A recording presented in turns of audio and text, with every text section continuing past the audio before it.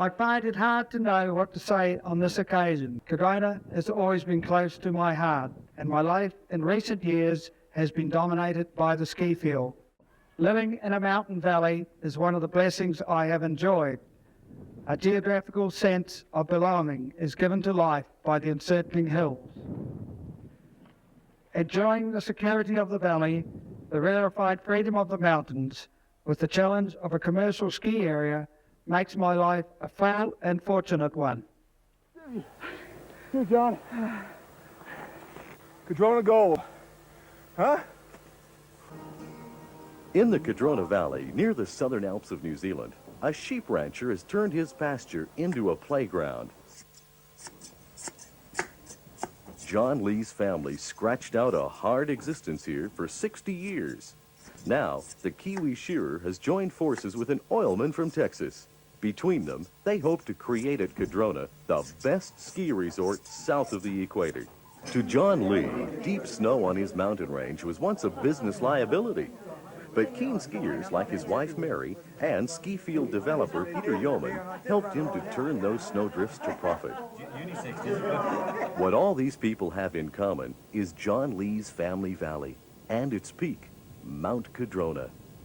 In summer, wild horses graze here, and somewhere, spread over nearly 20,000 acres, are John Lee's 5,000 head of sheep. Local skiers and a few tourists will always come here, but only a calculated expansion will attract skiers from America, Japan, and Europe. To become an international success, Cardrona must do a lot better than this.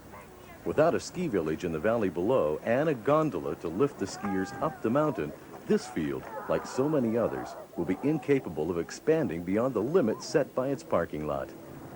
Right at me, all right, get together. Point him in, point him in. Push, good. Straight at me. A little bit faster now. Don't worry about speed, that's good.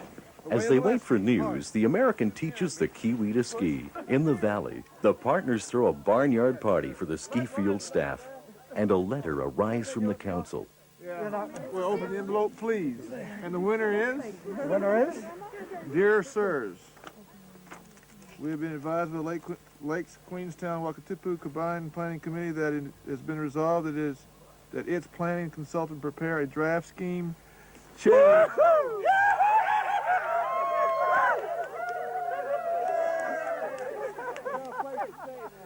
The council's decision isn't all they asked for, but it's a lot better than a straight no.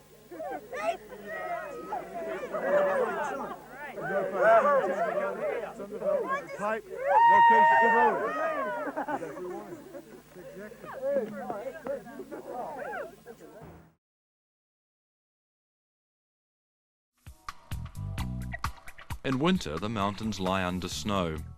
John Lee has long since removed the sheep he once ran here, and today he not only provides facilities for car testing, but also for cross-country skiing.